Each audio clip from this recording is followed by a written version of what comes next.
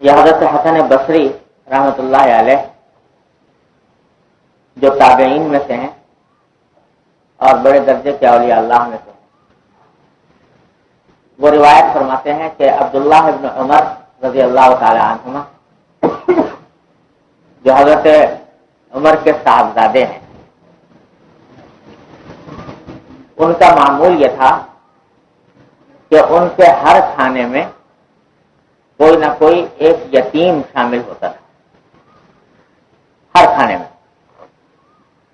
کوئی کھانا ایسا نہیں ہوتا تھا جس میں کوئی یتیم ان کے ساتھ موجود نہ ہو۔ اور حضرت عبداللہ بن عمر رضی اللہ تعالیٰ عنہ ان حضرات صحابہ کرام میں سے ہیں جن کا حال یہ تھا کہ جب کبھی رسول کریم صلی اللہ علیہ وسلم سے کسی عمل کی فضیلت سن لیتے کہ فلاں عمل یہ فضیلت رکھتا ہے، تو ان کی کوشش یہ ہوتی تھی کہ میں وہ عمل مجھ سے چھوٹنے نہ پائے۔ جو تو یہ سارے صحابہ کرام کا حال تھا رضی اللہ تعالیٰ عنہ مجمعین، لیکن عبداللہ بن عمر رضی اللہ تعالیٰ عنہ خاص طور پر اس کا اہتمام کرتے تھے کہ ہر وہ عمل جس کی کوئی فضیلت نبی کریم صلی اللہ علیہ وسلم نے بیان فرمائی اس کو اپنے معمول میں شامل کرنے کا اہتمام، چاہے وہ عمل نفلی ہی کیوں نہ ہو اور چاہے اس کی فضیلت تھوڑی سی بیان کی ہو نبی کریم صلی اللہ علیہ وسلم نے، لیکن یہ اہتمام کرتے تھے کہ کسی نہ کسی طرح وہ فضیلت مجھے حاصل ہو جائے۔ تو حضرت عبداللہ بن عمر رضی اللہ تعالیٰ عنہما نے حدیث سن لی تھی، نبی کریم سرور عالم صلی اللہ علیہ وسلم کی حدیث سن لی تھی کہ آپ نے فرمایا کہ انا وکافل الیتیم کہاتین یوم القیامہ، کہ میں یعنی حضور اقدس صلی اللہ علیہ وسلم، میں اور یتیم کی کفالت کرنے والا، جو آدمی کسی یتیم کی کفالت کرے، اس کی سرپرستی کرے، میں اور وہ یتیم کی کفالت کرنے والا قیامت کے دن اس طرح کھڑے ہوں گے، یعنی اتنے پاس ہوں گے دونوں۔ یتیم کی سرپرستی کرنے والا مجھ سے اتنا قریب ہوگا جنت میں جیسے یہ دو انگلیاں قریب ہیں۔ یہ حدیث سن لی تھی نبی کریم صلی اللہ علیہ وسلم۔ تو اس حدیث کو سننے کے نتیجے میں یہ معمول بنا لیا زندگی بھر کا کہ میرے ہر کھانے میں کوئی یتیم شامل ہو، ہر دسترخوان پر کوئی یتیم بیٹھے گا۔ تو یہ معمول زندگی بھر کا تھا۔ تو یہ فرماتے ہیں حسن بصری رحمۃ اللہ علیہ کہ حضرت عبداللہ بن عمر کے ہر کھانے میں کوئی یتیم ہوا کرتا تھا۔ ایک مرتبہ گھر میں آئے، کھانا منگوایا تو آ گیا کھانا، لیکن جس یتیم کو مقرر کیا ہوا تھا کہ وہ ساتھ کھانا کھایا کرے وہ گھر میں ملا نہیں، پتہ نہیں کہیں نکل گیا تھا۔ تو اب کسی کو بھجوایا کہ بلاؤ تلاش کرو کہاں ہے، تلاش کیا مگر نہیں ملا۔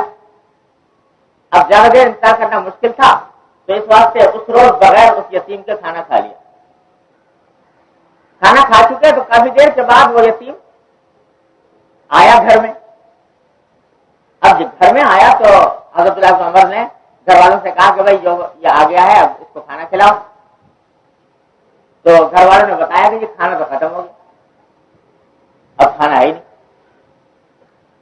تو حضرت عبداللہ بن عمر رضی اللہ تعالیٰ عنہ نے، اب اس زمانے میں یہ ہوٹل نہیں ہوتے تھے کہ بھائی کھانا ختم ہو گیا تو لا ہوٹل سے منگا لو اور پکا پکایا کھانا مل جائے گا، تو وہاں یہ تھا نہیں۔ تو انہوں نے کہا کہ بھائی اچھا ایسا کرو کہ ستو منگاؤ اور شہد منگاؤ۔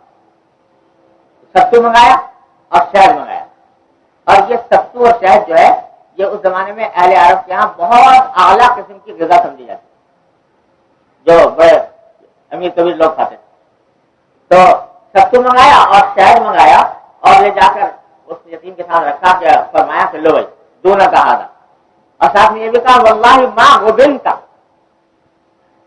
کہ دیکھو بھائی اگرچہ تم اس وقت میرے ساتھ کھانے میں شامل نہیں ہوئے لیکن اس کھانے میں شامل نہ ہونے کی وجہ سے تم کسی نقصان میں نہیں رہے، مگر اور اس سے اچھا کھانا میسر آ گیا، جو کھانا میں کھا رہا تھا اس سے بہتر آ گیا، تو کسی نقصان میں نہیں رہے۔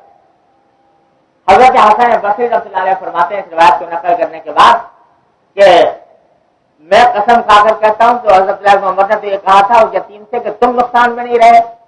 میں قسم کھا کر کہتا ہوں کہ عبداللہ بن عمر نقصان میں نہیں رہے کہ انہوں نے اس یتیم کو اپنے سے بہتر کھانا پیش کیا اور کھانا کھلایا. تو بتلانا اس روایت سے امام بخاری رحمۃ اللہ علیہ حدیث کو لانے کا منشا یہ ہے کہ بھائی یہ کسی یتیم کی کفالت اور اس کی سرپرستی یہ بہت اللہ جل جلالہ کی بہت بڑی نعمت اور بڑی عظیم سعادت ہے. اور مسلمان کو کوشش کرنی چاہیے کہ یہ سعادت حاصل. پچھلے جمعہ کو حدیث سنائی تھی آپ کو کہ آپ نے فرمایا کہ جب تک کوئی کسی بیوہ کا یا یتیم کا کی نگرانی کرتا رہے تو اس کو مجاہد فی سبیل اللہ کا اجر ملتا ہے اور اس شخص کا اجر ملتا ہے جو ساری رات عبادت کرے اور سارا دن روزہ رکھے. تو یہ اس کی عظیم سعادت ہے کہ ہر مسلمان کو حاصل کرنے کی فکر چاہیے. جہاں بھی اس کا موقع ملے اس کو غنیمت سمجھے. اللہ تعالیٰ ہم سب کو توفیق عطا فرمائے.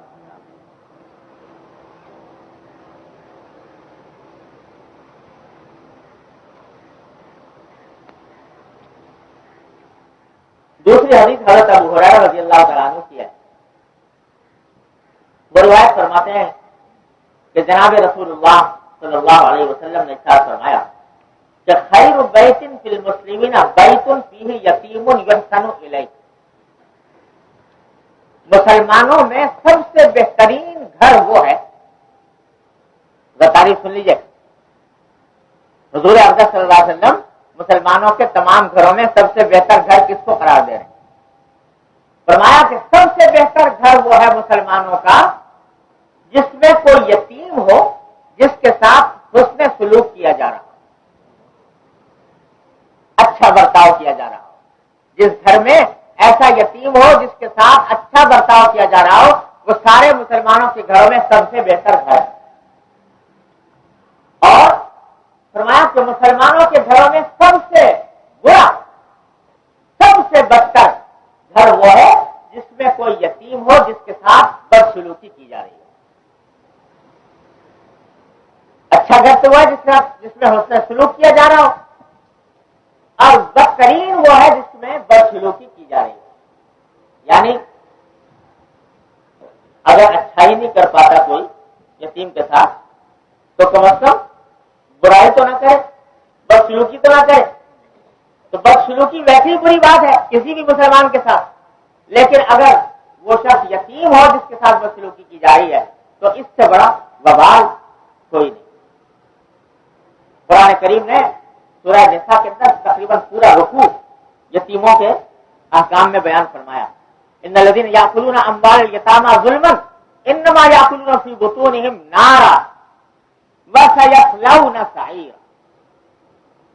کہ جو لوگ یتیموں کا مال ظلمن کھاتے ہیں وہ اپنے پیٹ میں انگارے آگ کے بھر رہے ہیں، اور یہاں دنیا میں بھر رہے ہیں اور آخرت میں مستقل طور پر جہنم میں جائیں گے.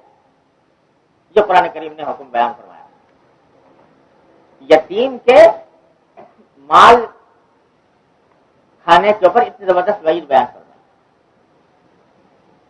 اور یہ مال یتیم کا کھانا بعض مرتبہ تو ہوتا ہے بالارادہ، جان بوجھ کر، خیانت کی نیت سے. اللہ تعالیٰ مسلمان کو بچائے اس سے. لیکن یہ تو وہی لوگ کرتے ہیں جو بڑے بدشریف قسم کے ہوتے ہیں، جو یتیم کا مال اس طرح جان بوجھ کر کھائیں. لیکن ایک یتیم کا مال کھانے کا ایسا طریقہ ہے جو غیر شعوری ہے، ناواقفیت کی وجہ سے. اللہ بچائے اس میں بھی انسان مبتلا ہو جاتا ہے. اور ہمارے معاشرے میں یہ دوسری قسم جو ہے یہ بہت ہی زیادہ ہے. کیوں؟ آپ کو اس کی مثال دوں. ایک شخص کا انتقال ہو گیا،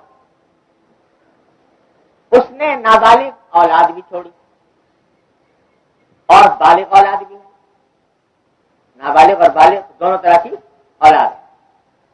اب ہمارے معاشرے کے اندر یہ بڑا بلا عام ہے کہ کسی شخص کے انتقال کے بعد اس کا ترکہ میراث تقسیم ہی نہیں کرتے.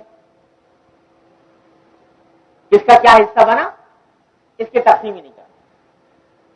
نتیجہ یہ کہ جو بڑا بھائی ہے وہ اپنا خرچے میں تصرف کر رہا ہے، نہ کوئی حساب ہے، نہ کتاب ہے، نہ کوئی تقسیم ہے، اور کاروبار اگر باپ کا ویسے میں ملا ہے تو بس وہ لے کے چل رہا ہے اس کو بغیر کسی حساب و کتاب کے۔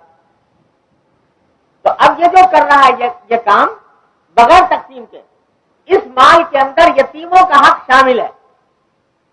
جو نابالغ بھائی ہے وہ کیا ہے؟ یتیم ہے، اور ان کا حق شامل ہے کیونکہ وہ بھی مرحوم کے ترکے میں وہ بھی وارث ہے شرعاً۔ تو شریعت کا حکم یہ ہے کہ کسی شخص کے انتقال کے بعد فوراً پہلا کام یہ کرو کہ اس کی میراث تقسیم کر دو، میراث تقسیم کرو، اور میراث تقسیم کرنے کے نتیجے میں جو حصہ جس کا آتا ہے وہ ایک مرتبہ متعین ہو جائے۔ نابالغ کا حصہ الگ کر کے رکھ دو تاکہ جب بالغ ہو تو اس کے حوالے کیا جائے۔ اس میں کوئی تصرف کرنا اور اس کو اپنے تصرف میں لانا یہ سب حرام ہے، اور یہ مال یتیم کا مال کھانے کے مرادف ہے، جس پر زبردست وعید آئی ہے۔ اب ذرا سوچیے کہ ہمارے معاشرے میں کتنی یہ بلا پھیلی ہوئی ہے، میراث تقسیم ہی نہیں کرتے۔